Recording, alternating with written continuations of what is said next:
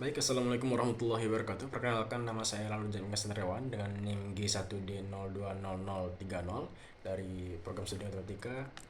Di sini saya akan membahas proposal penelitian saya yang berjudul penerapan metode fuzzy inference sistem model Tsukamoto pada prediksi curah hujan di Kabupaten Lombok Tengah. Di sini kita akan membahas pendahuluan, tinjau pustaka, desain teori, dan metode penelitian. Yang pertama itu pendahuluan. Di sini ada latar belakang. Jadi di sini eh, pemanasan global meningkatkan suhu permukaan bumi dan mempengaruhi iklim dan cuaca.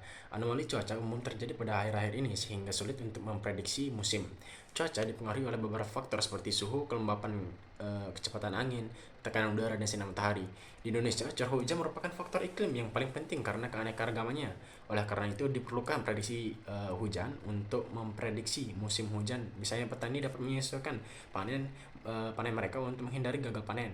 Wisatawan dapat mengetahui waktu yang tepat untuk berlibur, di mana kita tahu Indonesia adalah wisatanya adalah maju gitu, uh, dan banyak keuntungan lainnya. Jadi perkiraan cuaca berbasis dampak ini sangat berguna untuk mengurangi risiko bencana dalam berbagai bidang. Konsep logika fuzzy mirip dengan proses mengamati dan menafsirkan emosi manusia. Salah satu aplikasi logika fuzzy yang dikembangkan oleh sistem inference adalah sistem inferensi fuzzy, suatu kerangka kerja komputasi berdasarkan teori himpunan fuzzy atau non-fuzzy dan pelarahan fuzzy. Sistem inferensi fuzzy digunakan untuk menentukan status gizi, produksi, komoditas, sistem pendukung keputusan, dan curah hujan. Nah, metode sistem inferensi fuzzy yaitu ada metode Tsukamoto, Mamdani, dan Sugeno. Nah, untuk metode fuzzy Tsukamoto banyak digunakan di berbagai bidang seperti manajemen bisnis untuk mendukung pengambilan keputusan tentang rekrutmen, industri, perbankan, dan lain-lain. Sistem inferensi fuzzy Tsukamoto cocok untuk masalah-masalah yang dihadapi di dunia nyata. Di dunia nyata, metode Tsukamoto menggunakan rata-rata yang berfokus pada proses difusifikasi. Logika fuzzy memiliki beberapa metode, namun desain fuzzy Tsukamoto lebih cenderung digunakan sebagai acuan karena penentuan model inferensi harus presisi. Pada penelitian ini, prediksi curah hujan dilakukan dengan menggunakan metode inferensi fuzzy Tsukamoto. Selanjutnya yaitu rumus masalah. Di sini rumus masalah itu prediksi curah hujan di Kabupaten Lombok Tengah dengan metode fuzzy inference system model Tsukamoto dan bagaimana tingkat akurasi dari hasilnya. Selanjutnya untuk tujuannya, dari rumus masalah kita memperoleh tujuan yaitu memprediksi curah hujan di Kabupaten Lombok Tengah dengan metode fuzzy inference system model Tsukamoto. Selanjutnya kita mengestimasi tingkat akurasi hasil optimasi. Dari tujuan itu kita mendapatkan manfaat, yaitu untuk peneliti sendiri kesempatan mengaplikasikan metode inversi fuzzy Tsukamoto bagi institusi bisa meningkatkan pengembangan wawasan dan menyediakan alternatif penelitian prediksi hujan dan bahan referensi pengembangan pembelajaran melalui penerapan logika inferensi fuzzy Tsukamoto. Selanjutnya di sini ada tinjau pustaka. Yang pertama yaitu Wahyuni dan Ahda dengan judul pemodelan fuzzy inference system Tsukamoto untuk prediksi curah hujan studi kasus Kota Batu.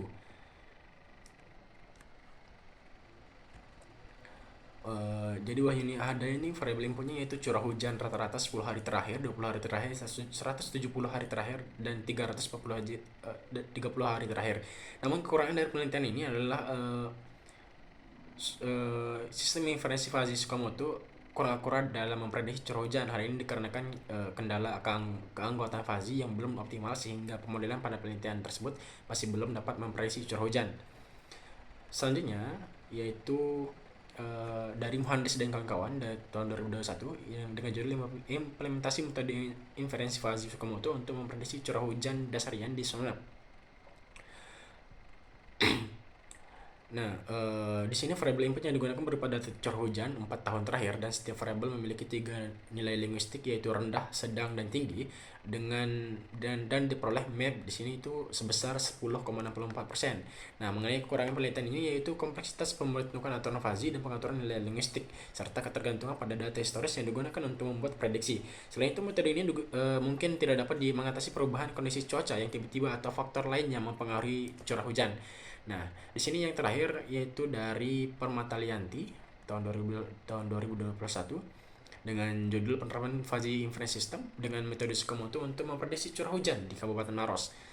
Nah, di sini variabel input yang digunakan dalam penelitian ini adalah suhu, kecepatan angin, dan kelembapan dengan kategori rendah, sedang, dan tinggi.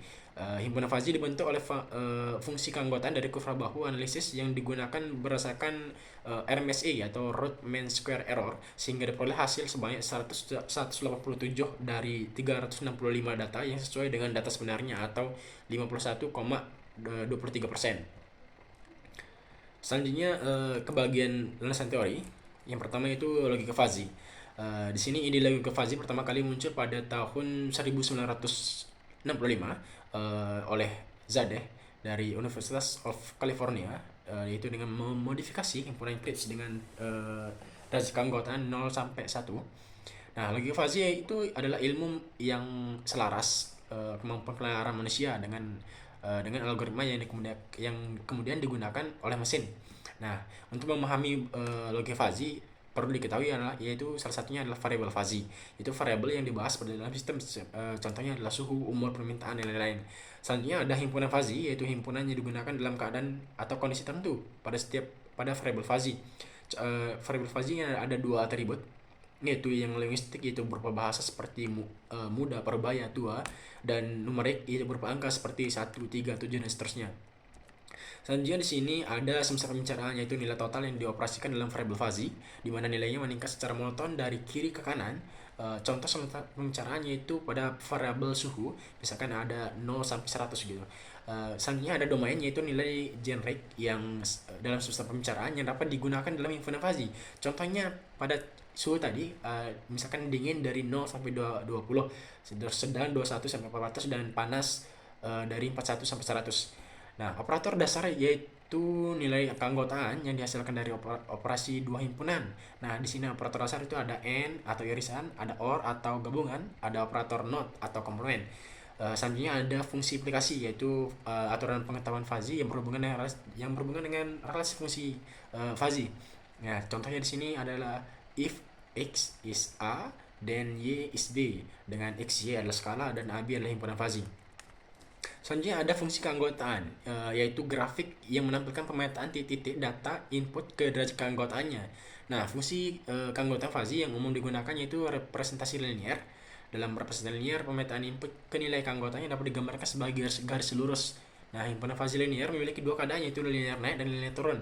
Nah, pada bagian gambar sebelah kiri yaitu variabel linear naik, di mana dimulai dari 0 terus ke kanan terus naik gitu.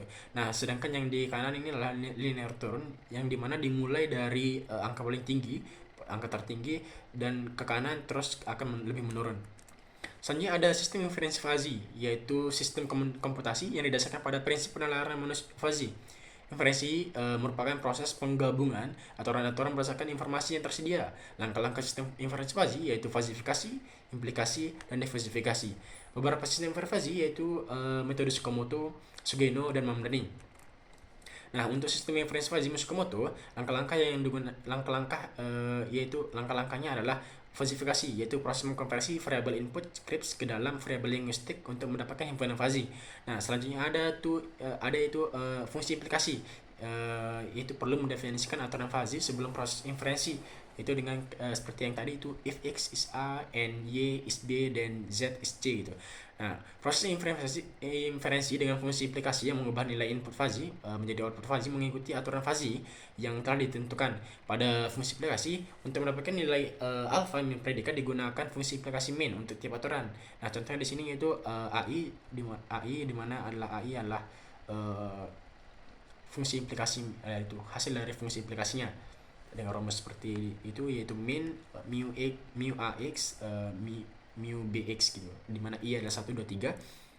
Selanjutnya di sini ada defasifikasi. Metode Tsukamoto mengubah hasil fazi menjadi angka yang jelas menggunakan metode rata-rata, yaitu z sigma i sama dengan 1 sampai n a i x i dibagi dengan sigma i sama dengan 1 sampai n AI, dimana I nya 1, 2, 3, dengan Z adalah nilai defasifikasi, AI adalah nilai alpha min predikat pada aturan ke I, dan XI adalah nilai output fazi pada aturan ke I. Nah, selanjutnya di sini ada RMSE atau root mean square error, yaitu metode untuk mengukur kesalahan pengukuran. Nah, keakuratan metode estimasi kesalahan pengukuran ditunjukkan dengan nilai adanya nilai RMSE yang kecil. Nah, nilai RMSE itu dihitung dengan rumus yaitu akar dari 1/n dikalikan sigma I sama dengan 1 sampai n YI absen dikurangi YI kuadrat. Nah, di mana YI absen adalah nilai curah hujan yang diprediksi oleh Tsukamoto dan YI adalah curah hujan yang teramati dengan N data. Setelah mendapatkan nilai RMSE, selanjutnya menghitung tingkat akurasi berdasarkan dengan rumus yaitu akurasi sama dengan 100 min RMSE. Nah, selanjutnya ada curah hujan, yaitu adalah jumlah air hujan pada permukaan datar yang terkumpul, tidak menguap dan tidak mengalir. Intensitas curah hujan adalah jumlah hujan per satuan waktu. Intensitas hujan bervariasi tergantung pada durasi dan frekuensi hujan. Hujan deras biasanya hanya berlangsung singkat dan mencakup wilayah yang kecil. Nah, jenis hujan tergantung pada jumlah hujan menurut BMKG, termasuk hujan ringan yaitu 0 sampai 21 mm per hari. Terus curah hujan sedang yaitu 21 sampai 50 mm per hari, dan curah hujan lebat yaitu 50 mm, lebih dari 50 mm per hari. Nah, curah hujan disatukan pada pengaruh beberapa faktor seperti temperatur, tekanan udara, kecepatan dan arah angin, kelembapan dan sinar matahari. Nah, selanjutnya itu ada metode penelitian. Itu di sini yang pertama ada diagram alir, yaitu data curah hujan, pemodelan himpunan fazi, fasifikasi, pembentukan rel Tsukamoto, kesimpulan, akurasi, analisis perhitungan dan mesin inferensi gitu. Ya, begitu. Dari data curah hujan, pemodelan himpunan fazi, fasifikasi, pembentukan rel Tsukamoto, mesin inferensi, analisis perhitungan, akurasi dan kesimpulan.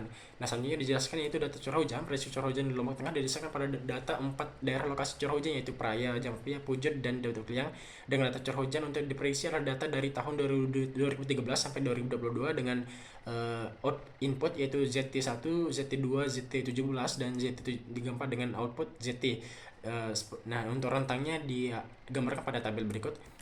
Nah, selanjutnya di sini ada pemodelan himpunan fazi. Himpunan itu satuan yang merepresentasi kondisi tertentu pada variabel fazi. Pada penelitian ini akan digunakan himpunan fazi dengan dua nilai linguistik yang itu tinggi dan rendah, dan untuk outputnya itu sedang, rendah dan tinggi dengan rentang nilai yang ada di tabel.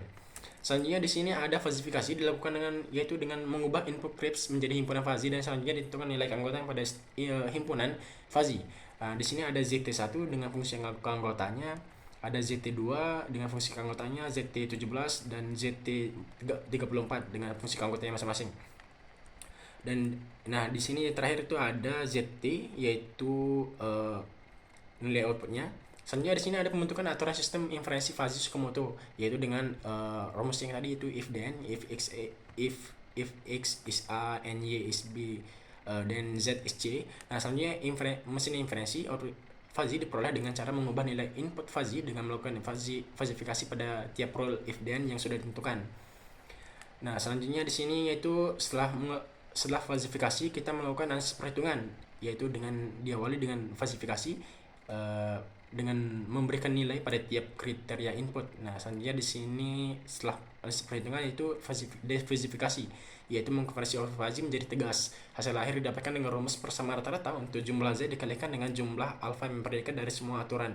Selanjutnya yang terakhir yaitu akurasi.